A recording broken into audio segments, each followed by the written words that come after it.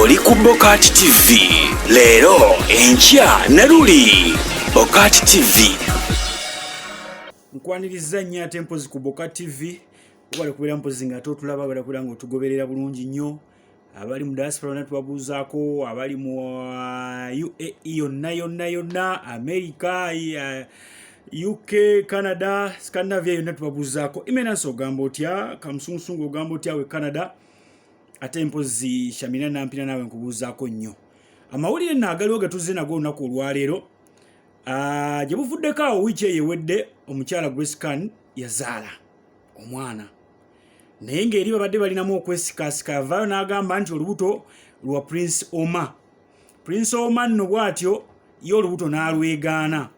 Olubuto bw'alwegaana ko Grace Khan nja kuzaala omwana nga talina taata we, nga nze maama nze taata. Naye ndowooza nga bw'omanyi eby'omusaayi bigenze ne bibeera ndowooza nga bisikiriza mwana mulenzi ono. Jjukira Prince Omar alina n'omuwala omulala era gwe twakuwaako ow'eka w'empaawo ng'agamba nti yamuzaalamu omwana tamulabirira. Kati ndowooza agenza olaba bigenda kutabuka nnyo.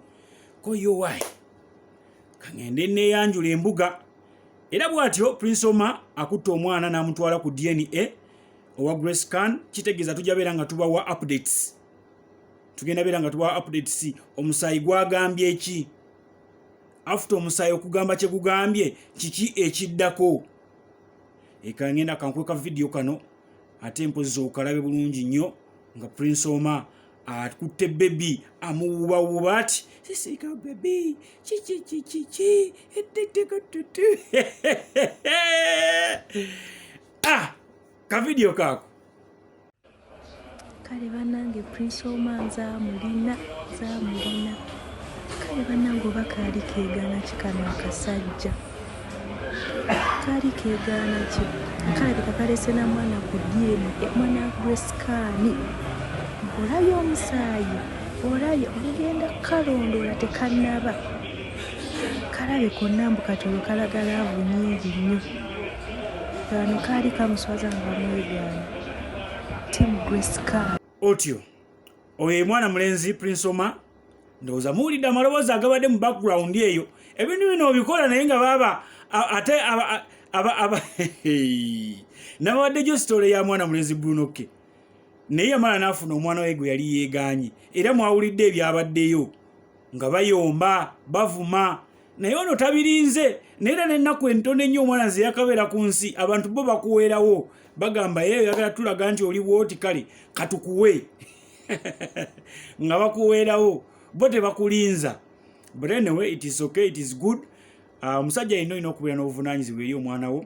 Oba mwawukanye ne maama w'omwana oba mukyali mwenna, ekikufuula omusajja kubeera mpozi nga ate olina obuvunaanyizibwa ku famire yo oba ku baana bo.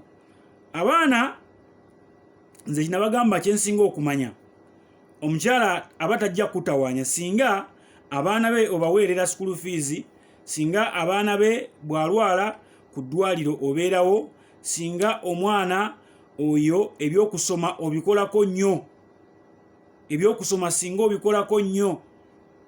Ezo issues 3 nze ndabye bamaama waneeno nga maama atoba n'omwana we ku kyokulya n'okusula. Naye ng'ebisinga omukalubira bye biri ebiri main ebisatu bye nkugambye: eddwaliro, okusoma, ebirala kibadde ki? Ngambye eddwaliro, okusoma, n'okwambala. Okitegeera? So kakati maama muyambeko mu mberi yonna ajja kubeera nga musanyufu nnyo gy'oli. Omwana atuuka okubeera nga graduatinga ng'akitegedde nti mbadde mbeera wa maama naye nga taata yaweereza school fees. Ebikwatagana n'okusoma taata omwana nga takiwulira namu kutya nti bwe kiba nga kintu kya bulwadde, kintu kya school fees, kintu kya kwambala, nga tatya namu kukuba simu n'agamba alo daddy ebangobe school fees, nti ebangobe school fees, nti kale gumamu kanjiye ndabe ekyokukola. Daddy n'akuba akasimu ku ssomero n'agamba wayi nkubye ku ssomero ddayo sente ngenda ziweza wiiki ejja. Ebyo abakyala bye beetaaga. batuuka ekiseera nabo bambi ne bakkiriza ne bagamba kale laavu tekyaliwo, omusajja takyanjagala naye ate abaana abaagala. Ekyo ekitiibwa ajja sigala ng'akikuwa nga taata w'omwana. Mwategedde mwawulidde eddoboozi nali puleyinze ejjo muwolokoso ng'omukyala oli omugenzi eyali ex wa Bruno K ng'agamba ye Bruno K yamutwala ng'omugenzi ataliiwo. Omusajja yenna omutuufu alina amagezi, alina obwongo, ekyo tebakikolanga. Leka bakulangirire mu luse lw'abafu nga kituufu ofudde, baleme kulangirira mu luse lw'abafu naye ng'ate oli mulamu. Oba nfuna baleme kulangirira mu luse lw'abafu ng'ate oli mulamu. Kitegeeza taata yenna omulamu alina okubeera ng'alabirira abaana be, alina okubeera ng'alaga omukwano abaana be. Abaana bategere nti ye taata gy'ali. Mukitegeere omwana amaye ebintu bino ebikyusa abaana n'okwagala tebibeera bingi. Omwana mubeererewo mu buli mbeera wakwetaagira ajja manya nti ye taata waali. Ne waliwo abaana bomulabawo nga akuze naye nga tapositingangako na ku kitaawe, tapositingangako kwegamba ng'oli awo. Taata afuuka kkanga baana. Obuvunaanyizibwa buli bwe nkumenyedde waggulu bw'ona obwesamba, bamaama bagenda kusiiga abaana ekifaananyi ekibi.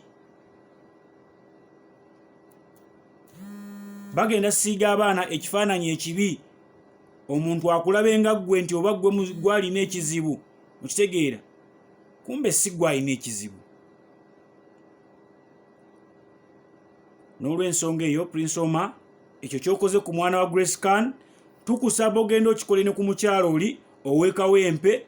Funa omwana mutwale ku DNA. Omwana yenna woba omuzadde aba mwana, oba omuzadde mu mwana mukyala mwavu, oba omuzadde mukyala mugagga, oba serebu oba si serebu, aba mwana wo guba musaayi gwo. Abasajja obuvunaanyizibwa tubutwale tukituulemu. Ebintu bino bituwoomera nga tubirya ate tugira wairi, kubanga munnange wotuukira okugamba nti kokutulire mu muntu ng'omukutuliddemu kitegeeza obuwomi bubeera bususse ne weerabira nti olina okuvaamu. Bamala akozesa enkolero ey'okuvaamu, agera n'atera okutuuka waggulu eri bw'ati ng'apuluka musi abuuka mu motoka ng'edduka, abuuka mu motoka motoka eri ku misinde bweti, oli n'agipuluka musi n'adduka. So kaakati wootuukira okwerayira nti nina okubuuka mu motoka edduka speeding car, ne weerayo n'ogamba ekijja kijje, kitegeeza obuwomi bubeera bususse. Kati obuwomi obwo busukka ate teweegaana buvunaanyizibwa. Making sure nti omuntu we bw'aba ali lubuto mulabirire.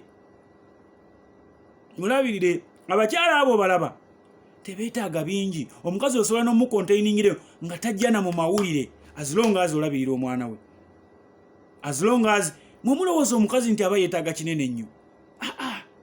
School fees nti zigendeyo ne busooka n'otekayo ekitundu. Nze mbalako waneena abakyala bagabana school fees n'abaami baabwe, oba ne ba boyfriend baabwe, oba ne ba ex baabwe, nga school fees bamutemamu hafu. Lwaki? Buvunaanyizibwa waleme kubeerawo kintu kikyankalanya. Kakati gwe ssebaali eyo ng'olina omwana nga tomulabirira, ekyokola kikyamu. Prince Omar, after finding out nti omwana wo taking a chance, taking obuvunaanyizibwa, n'oli ow'ekawempe genda okole kyekimu. Amazima gajje oleme kuddawo nga buli kaseera gwe eve gulire ebakuba lya negativity.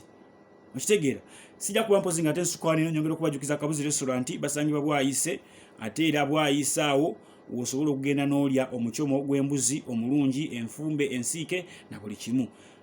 Mubeere bulungi, mweraba. Oli ku Bokat TV leero enkya Naruli. Bokat TV